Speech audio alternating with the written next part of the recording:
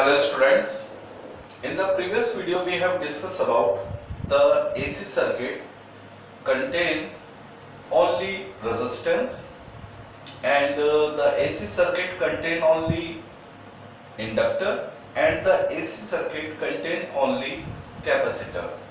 यानी हमने इससे पहले जो तीन सर्किट स्टडी किए उसमें जो सिंगल कंपोनेंट एग्जिस्ट करते थे, यानी एक ऐसा सर्किट जिसमें केवल रेजिस्टेंस हो, दूसरा एक ऐसा सर्किट जिसमें केवल इंडक्टर हो, एक ऐसा सर्किट जिसमें केवल कैपेसिटर हो। प्यारे बच्चों, अब हम जो सर्किट स्टडी करेंगे उसमें दो दो कंपोनेंट होंगे। जैसे सबसे पहले हम करेंगे AC circuit contain resistance and inductor. सबसे पहले हम इसको करते हैं प्यारे बच्चों, हम एक ऐसा सर्किट स्टडी करने जा रहे हैं जिसमें रेजिस्टेंस होगा और इंडक्टर होगा। तो लेट स्टार्ट। प्यारे बच्चों, ये हमने एक एसी सर्किट लिया, ओके, और इसमें एक है हमारा रेजिस्टेंस और एक है हमारा इंडक्टर। क्लियर? ओके। अब हमें मालूम है, देखिए यहां से ये करंट फ्लो करेगा, दिस इज द करंट, और जो डायरेक्शन करंट की रेजिस्टेंस में होगी वही डायरेक्शन करंट की किस में होगी? इंडक्टर में। दोनों में करंट की डायरेक्शन क्या रहने वाली है? सेम। Okay,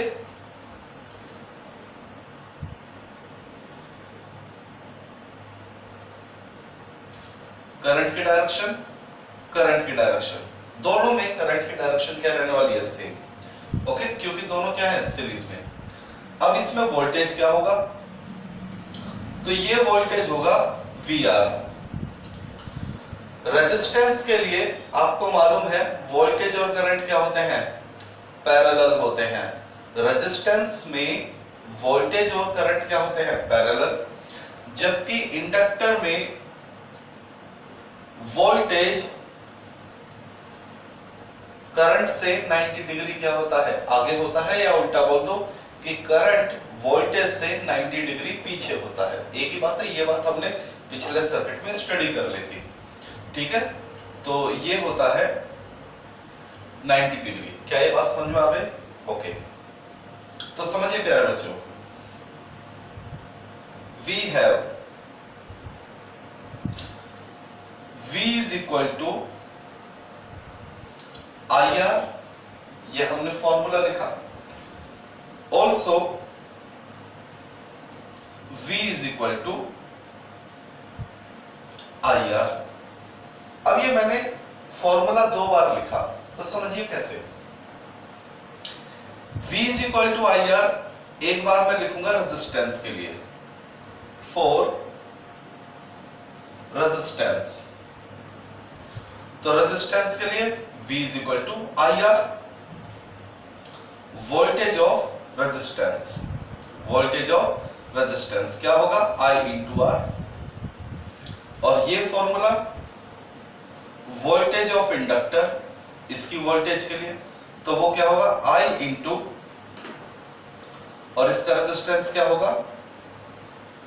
XL। रेजिस्टेंस की वोल्टेज, रेजिस्टेंस का करंट और रेजिस्टेंस, इंडक्टर की वोल्टेज, इंडक्टर का करंट, करंट दोनों में सेम है, और इंडक्टर का रेजिस्टेंस। समझे बात अभी? किसके लिए? फॉर इंडक्टर, दोनों की वोल्टेज, दोनों का करंट और दोनों की वैल्यू। क्या ये बात समझ में आ गई? ओके। अब अगर मैं इन दोनों को ध्यान से देखूं, VR और VL, तो जरा ध्यान दो VL की डायरेक्शन किधर है? This is the direction of VL and this is the direction of VR। देख लीजिए VL किधर है और VR किधर है, दोनों की डायरेक्शन देख लीजिए, VR और VL की। क्लियर हो गई बात? चलिए, दोनों के बीच का एंगल कितना है? 90 डिग्री। तो voltage of inductor, voltage of resistance, दोनों के बीच में 90 डिग्री। तो टोटल वोल्टेज कैसा आएगी, टोटल वोल्टेज कैसा आएगी, ठीक है, इसको बोलेंगे हम Z, Z यानी इंपीडेंस। इंपीडेंस को हम रिप्रेजेंट करते हैं कैपिटल Z से, और ये होता क्या है समझ लीजिए, टोटल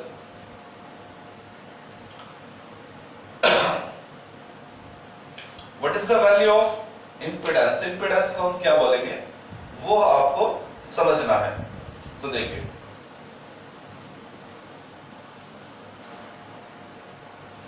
इसमें पहले प्यारे बच्चों टोटल वोल्टेज निकालते हैं। देखिए यहां हमारे पास अगर इस सर्किट को आप ध्यान से देखेंगे,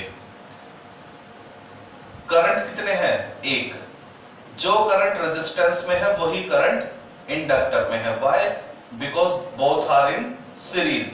और हम जानते हैं सीरीज में आप कुछ भी जोड़ दीजिए, सब में क्या होता है, सीरीज के केस में करंट सेम होता है। तो R और L दोनों सीरीज में है, तो जो करंट R में जाएगा वही करंट L में जाएगा। तो करंट तो सेम है, बस क्या चीज डिफरेंट है, वोल्टेज। R की वोल्टेज VR, L की वोल्टेज VL। तो कितनी वोल्टेज है, 2। तो ये एक सर्किट के लिए प्यारे बच्चों एक ही करंट होता है और एक ही क्या होता है, वोल्टेज। तो चूंकि हमारे पास दो वोल्टेज है VL और VR, तो इन दोनों को लेके हम क्या बनाएंगे, एक सिंगल वोल्टेज बनाएंगे, यानी VL और VR से एक सिंगल वोल्टेज बनाएंगे। तो उसके लिए हम यूज करेंगे पैरेललोग्राम लॉ ऑफ वेक्टर। याद आ रहा है, अगर दो वेक्टर A और B आपस में परपेंडिकुलर होते हैं तो उनका रिजल्टेंट कैसे मिलता है, R square is equal to A square plus B square plus 2AB cos theta. याद आ गया। तो ऐसे ही मान लीजिए VL और VR का रिजल्टेंट क्या है, V। ये V क्या है, टोटल वोल्टेज ऑफ सर्किट। ये जो पूरा सर्किट है, देखिए VR तो R की वोल्टेज है, VL L की वोल्टेज है, लेकिन इस पूरे सर्किट की वोल्टेज क्या होगी, V। तो इन तीनों में क्या रिलेशन होगा देख लीजिए, V square is equal to VL square VR square 2VL VR cos 90। Parallelogram law of vector लगा दिया, A square plus B R square is equal to A square plus B square 2AB cos 90। cos 90 की value क्या होती है, 0। तो ये पूरा term क्या हो जाएगा, 0, यानी V square is equal to VL square और VR स्क्वायर। क्या ये बात समझ में आ गई, ओके।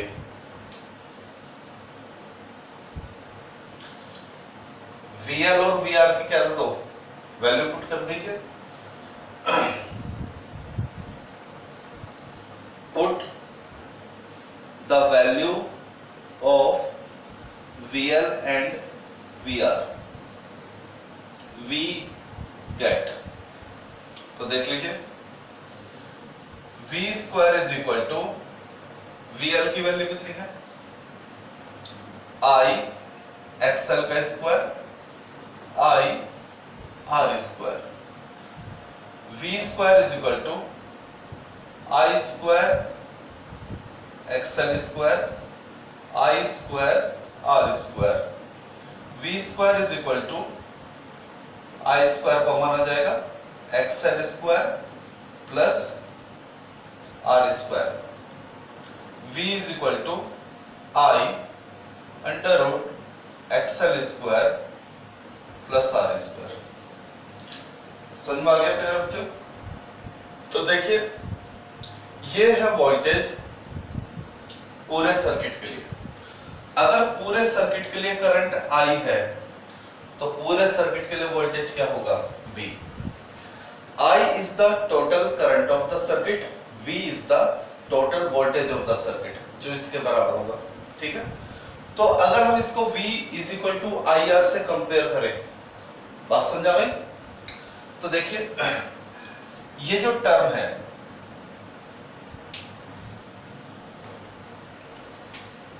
इतना ये जो टर्म है ये रेजिस्टेंस को रिप्रेजेंट करेगा। अगर ये वोल्टेज है, ये करंट है, तो ये क्या हुआ, रेजिस्टेंस। तो देखिए द टर्म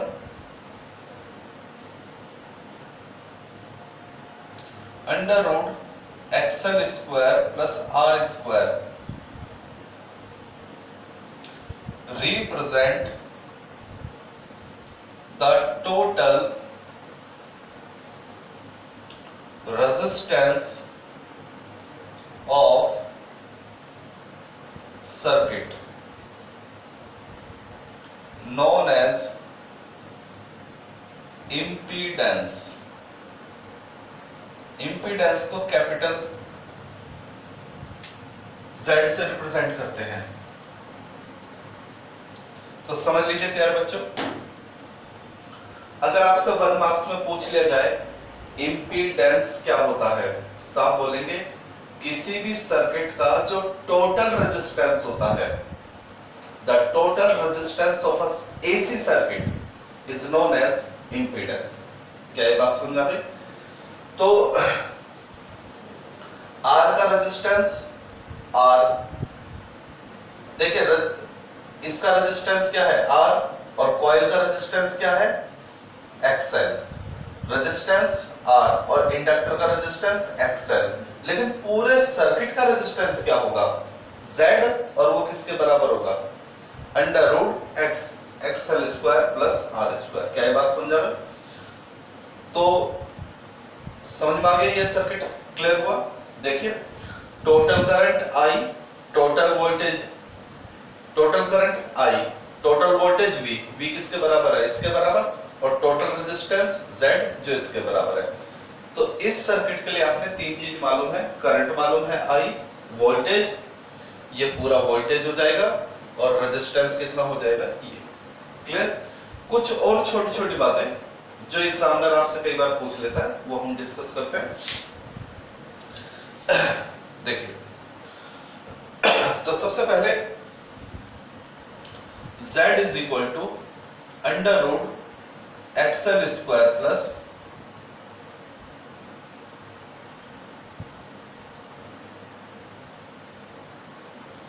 आर स्क्वायर। क्या ये बात समझ आ गई? इंपीडेंस। चलिए कुछ और बातें जो एग्जामिनर आपसे पूछेगा वो मैं आपको बता देता हूं। वन मार्क्स में अलग से पूछ लिए जाते हैं, और बाकी अदरवाइज ये पूरा क्वेश्चन आता है कि AC circuit contain R and L, इसको सॉल्व कीजिए तो बताना पड़ेगा आपको। चलिए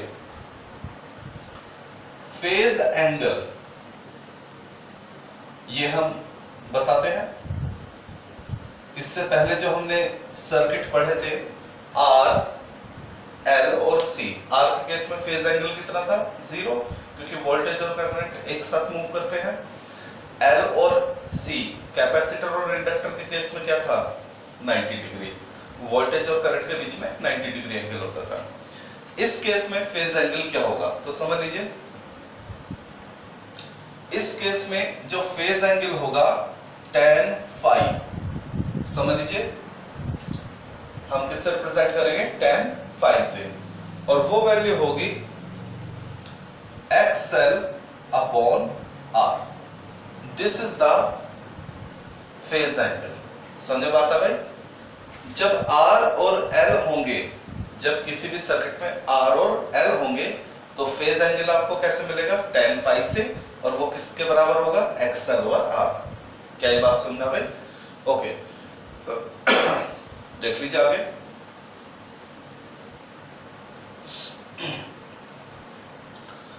क्या आपको मालूम है, इस फॉर्मूले को थोड़ा सा और एक्सटेंड करते हैं। एक्सएल की वैल्यू क्या होती है ओमेगा एल, एक्सएल की वैल्यू क्या होती है ओमेगा एल, ओमेगा की वैल्यू क्या होती है 2 पाई इंटू फ्रीक्वेंसी। ओमेगा क्या होता है 2 पाई इंटू फ्रीक्वेंसी एल। तो अगर आप ध्यान से देखें, देखिए ये तो फॉर्मूला बन ही गया है, ठीक है। फेज एंगल, फेज एंगल कैसे निकालेंगे tan phi is equal to XL over are.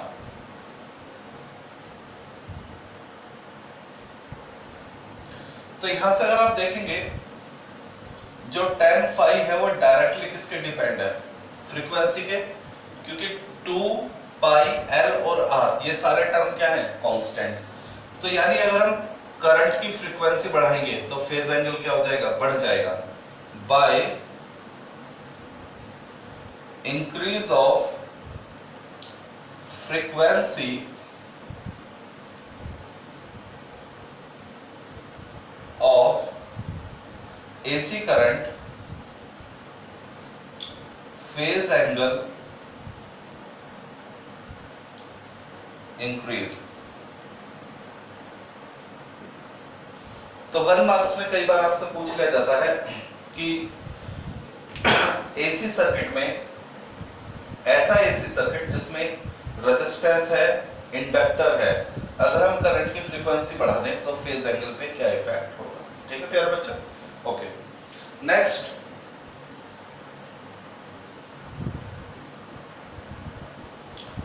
अगर आपसे पूछ लिया जाए पावर फैक्टर, पावर फैक्टर क्या आप बता सकते हैं पावर फैक्टर कैसे निकलेगा। तो देखिए पावर फैक्टर को हम रिप्रेजेंट करते हैं cos फाई से, ये आपको मालूम होगा। पावर फैक्टर को किससे रिप्रेजेंट करते हैं, cos फाई। cos फाई जो होता है वो पावर फैक्टर होता है। तो यहां जो cos फाई का फॉर्मूला आएगा वो आएगा R upon Z, R upon Z। ठीक है प्यारे बच्चों, अब Z का फॉर्मूला आपके सामने रखा हुआ है, यानी R upon under root XL square plus R square. This is the formula of power factor. तो फेज एंगल क्या होता है, पावर फैक्टर क्या होता है, ये आपको पता होना चाहिए।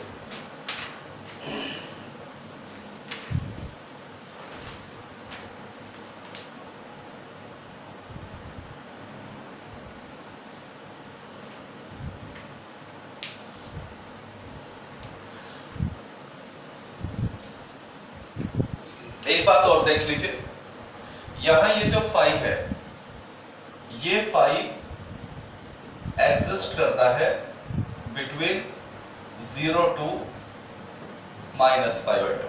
ठीक है, इस सर्किट के लिए फाई की जो वैल्यू होगी वो 0 से -π/90 के बीच में होती है। तो बस यही आपको इंफॉर्मेशन पता होनी चाहिए।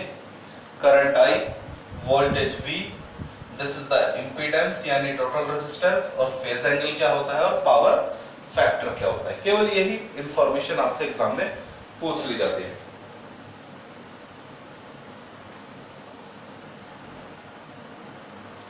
इसमें एक चीज और देख लीजिए प्यारे बच्चों, टाइम लैग, ये भी कई बार पूछ लेता है। आपसे फेज एंगल पूछ लिया जाएगा, पावर फैक्टर आपसे पूछा जा सकता है, और टाइम लैग आपसे पूछा जाएगा। तो अगर न्यूमेरिकल में आपसे टाइम लैग पूछ लिया जाए, ठीक है, किसके लिए, ऐसे सर्किट के लिए जिसमें R और L है, तो वो हो जाएगा आपका phi upon omega. Time lag का फॉर्मूला हो जाएगा फाई अपॉन ओमेगा। अब फाई कैसा आएगा, तो जरा ध्यान देना, tan फाई किसके बराबर है, XL ओवर R। तो यहां से फाई किसके बराबर हो जाएगा, tan inverse XL upon R upon omega. देखिए tan फाई किसके बराबर है, XL ओवर R, तो फाई क्या हो जाएगा, tan उधर चला जाएगा, यानी phi is equal to tan inverse XL over R upon omega. ठीक है, तो जब न्यूमेरिकल आएंगे तो ये चीज आपको इजीली क्लियर हो जाएगी। तो क्या ये सर्किट आपको क्लियर हो चुका है प्यारे बच्चों। तो this is all about AC circuit contain R and L यानी इंडक्टर। तो समझ बात आ गई। चलिए इसके बाद हम अपना अगला सर्किट करेंगे, AC circuit contain R and C। तो एक बार इसको राइट डाउन कर लीजिए, फिर हम अगला सर्किट करेंगे AC circuit contain R and C, C यानी कैपेसिटर। ठीक है प्यारे बच्चों, ओके स्टूडेंट्स, अगर आप इस आर्टिकल को कर लेते हैं AC circuit contain R and L, तो अगर ये क्वेश्चन आपने कर लिया तो ये समझ लीजिए AC circuit contain R and C भी आप कर लेंगे, बस हल्का हल्का चेंज है। तो मेरे ख्याल से आपने ये आर्टिकल राइट डाउन कर लिया होगा, AC circuit contain resistance and inductor. अब हम करेंगे प्यारे बच्चों AC सर्किट कंटेन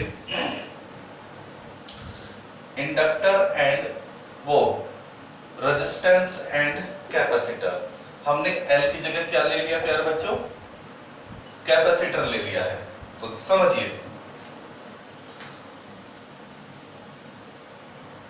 सबसे पहले तो यहां हम लेंगे एक कैपेसिटर, इंडक्टर की जगह हमने क्या ले लिया? कैपेसिटर। अब जरा समझिए, करंट की डायरेक्शन वही रहेगी, जो डायरेक्शन करंट की R में है वही डायरेक्शन करंट की किस में रहेगी? कैपेसिटर में। अब आपको मालूम है कैपेसिटर में जो वोल्टेज होती है वो करंट से पीछे होती है, यानी VC π/2 यानी 90 डिग्री।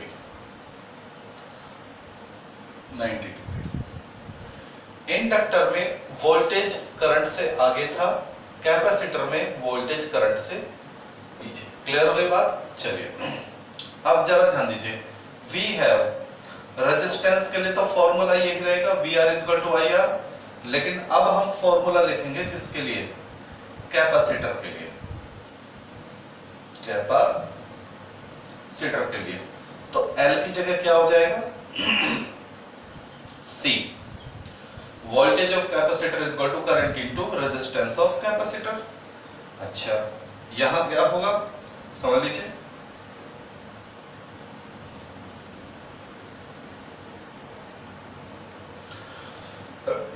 देखिए वोल्टेज की डायरेक्शन देखिए, VR, ठीक, कैपेसिटर का वोल्टेज VC, समझ लीजिए, this is the direction of VR, this is the direction of VC। Clear? दोनों के बीच में 90 डिग्री। अब दो वोल्टेज, तो सिंगल वोल्टेज कैसे निकलेगा? V, और ये V क्या होगा? Total voltage of circuit. ये वोल्टेज है रेजिस्टेंस की, ये वोल्टेज है कैपेसिटर की, और ये वोल्टेज है पूरे सर्किट की, यानी इन दोनों से जो आंसर आएगा। तो देखते हैं कौन सा रूल लगेगा, वही parallelogram law of vector R² = A² + B² + 2AB cos θ। R² = A² + B² + 2AB cos θ। ये R का काम करेगा, ये A का, ये B का। तो V² L की जगह क्या आ जाएगा? VC, और L की जगह क्या आ जाएगा? VC। बस जहां L था वहां पे C आ जाएगा। तो ये टर्म तो क्या हो जाएगी? 90, क्या बचेगा? C। Okay, put the value of VC and VR, VC की वैल्यू और VR की वैल्यू पुट करेंगे। तो देखिए यहां पर क्या आ जाएगा? XL की जगह XC, L की जगह C, L की जगह C, और L की जगह C। जहां L है बस वहां पे क्या कर दीजिए? C कर दीजिए, खत्म। तो आप कहेंगे ये तो बहुत इजी है। अगर आप रेजिस्टेंस और इंडक्टर का क्वेश्चन याद कर लेते हैं तो रेजिस्टेंस और कैपेसिटर का तो अपना आप याद हो जाएगा। जहां L था बस वहां पे क्या करना है? C कर देना है। या कैपेसिटर का याद कीजिए तो इंडक्टर का याद हो जाएगा, जहां C था वहां L कर दीजिए। बस फर्क किसमें है? डायग्राम में। वहां इंडक्टर का वोल्टेज ऊपर था, यहाँ कैपेसिटर का वोल्टेज नीचे। बस थोड़ा सा डायग्राम में फर्क है, बाकी डिक टू डेट। This is the impedance of this circuit which contain R and C. चलिए, अगर इस सर्किट के लिए क्या निकालना है, फेज एंगल, तो अब जो समझदार बच्चा हो वो तो बता देगा। एक्सएल की जगह क्या आ जाएगा, एक्ससी। ओके, चलिए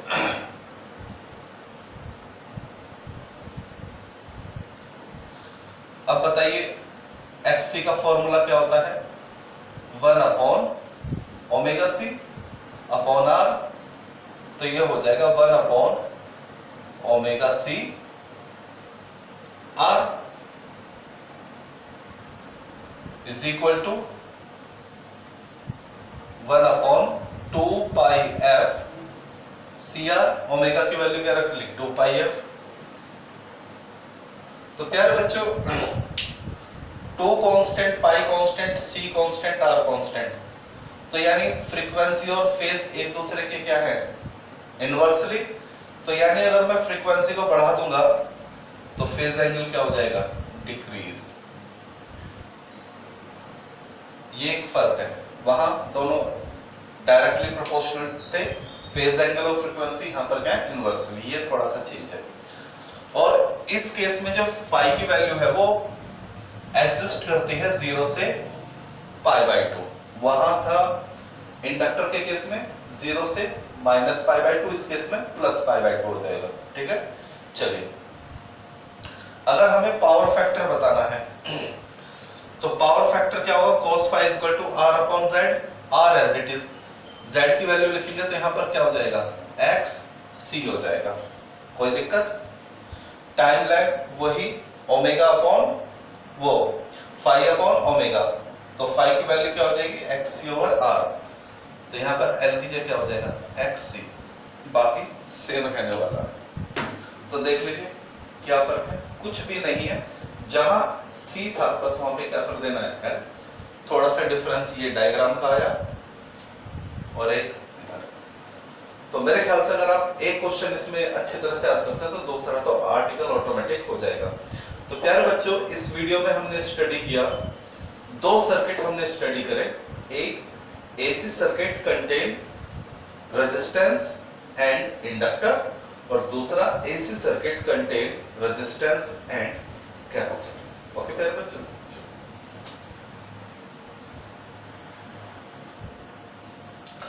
okay students, now we have example 7.6 of our NCERT। इसमें कहा गया है a resistor of 200 ohm and a capacitor of 15 microfarad are connected in series। तो देखिए ये एक रेजिस्टर है, R = 200 ohm, ये कैपेसिटर 150 माइक्रोफैरड, और इन दोनों को सीरीज में कनेक्ट किया गया है एक एसी सोर्स से, जिसकी वोल्टेज कितनी है, 220 वोल्ट, और फ्रीक्वेंसी कितनी है, 50 हर्ट्ज। चलिए क्या इंफॉर्मेशन हमसे पूछी गई है प्यारे बच्चों, देखिए सबसे पहले पूछा गया है calculate the current in the circuit. हमसे करंट की वैल्यू पूछी गई है कि what is the value of current. तो जरा समझिए प्यारे बच्चों, वी हैव, जब हमने इस रेजिस्टेंस और कैपेसिटर का डेरिवेशन किया था तो हमारे पास फॉर्मूला आया था total voltage is equal to total current into impedance, और इंपीडेंस क्या था, XC² plus R²।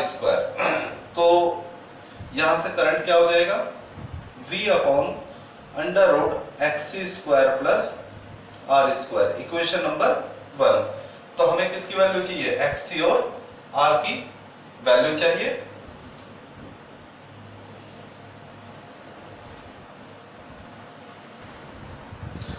So dear students, इस क्वेश्चन को हम आगे ऐसे प्रोसीड करेंगे।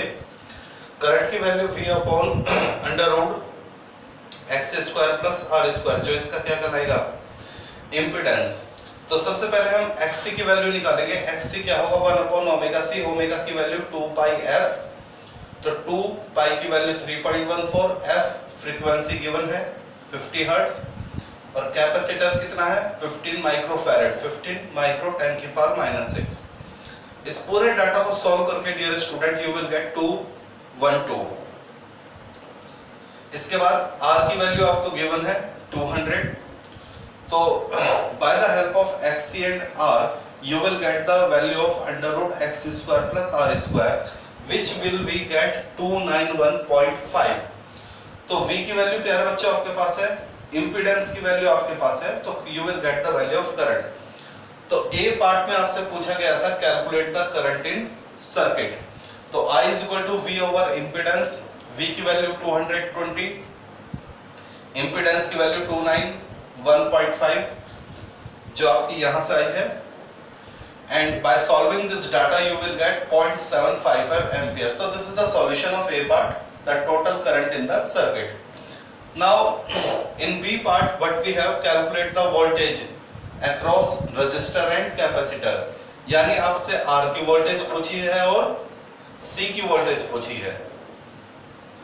तो R की वोल्टेज हो जाएगी VR equal to IR, I की वैल्यू A पार्ट से और R की वैल्यू 200 गिवन है, so 151, this is the voltage of R। voltage of capacitor हो जाएगा current into resistance of capacitor XC, I की वैल्यू फर्स्ट पार्ट से और XC की वैल्यू आपने resistance of capacitor ये निकाला है, तो you will get voltage 160.3 volt. अब अगर हम इन दोनों का प्यारे बच्चों एल्जेब्रिक सम लेते हैं VR प्लस VC, तो वो आएगा 311.3, और जबकि हमारे सर्किट की वोल्टेज कितनी है 220। तो देखिए R की जो वोल्टेज है, वोल्टेज ऑफ R, और कैपेसिटर की जो वोल्टेज है, R की वोल्टेज आई है 151 और इसकी वोल्टेज आई है 160.3। तो एक्चुअली इन दोनों का जो सम है वो सोर्स के वोल्टेज से क्या है ज्यादा, तो ऐसा तो नहीं होना चाहिए, जबकि इसका वोल्टेज प्लस इसका वोल्टेज इज इक्वल टू ये होना चाहिए। तो ये प्रॉब्लम क्यों आई, एक्चुअली ये जो दोनों वोल्टेज हैं ये दोनों अलग अलग फेज में हैं, इन दोनों का जो फेज है वो क्या है डिफरेंट। कैसे, मैं आपको बता देता हूं। देखिए करंट की डायरेक्शन तो दोनों में क्या होगी सेम, करंट की डायरेक्शन क्या होगी सेम, लेकिन इसमें जो वोल्टेज है VR वो करंट के क्या होगा पैरेलल, जबकि कैपेसिटर के केस में वोल्टेज इधर हो जाएगा 90 डिग्री बनाता है करंट से। तो R के केस में वोल्टेज करंट के पैरेलल है, कैपेसिटर के केस में वोल्टेज करंट से परपेंडिकुलर है। तो VR और VC एक्चुअली VR परपेंडिकुलर होगा किसके VC के, ठीक है। तो चूंकि ये दोनों एक दूसरे से अलग अलग फेज में हैं, अलग अलग डायरेक्शन, फेज का मतलब डायरेक्शन में है, क्योंकि हम डायरेक्ट तभी जोड़ सकते हैं अगर दोनों की डायरेक्शन क्या होती है सेम। तो इसके लिए हम क्या यूज करेंगे, वेक्टर रूल यूज करेंगे। तो vector rule parallelogram law, r square equal to a square plus b square plus 2ab cos theta. तो चूंकि ये दोनों एक दूसरे के क्या है परपेंडिकुलर है, तो cos थीटा वाला टर्म क्या हो जाएगा 0, तो सीधा v is equal to under root vr square plus vc square आएगा। vr vc की वैल्यू पुट करेंगे, सॉल्व करके you will get the answer 220। तो जब हम इस पे वेक्टर रूल लगाएंगे तब इन दोनों का जो रिजल्टेंट है वो 220 के बराबर आएगा। तो this is the solution of given problem.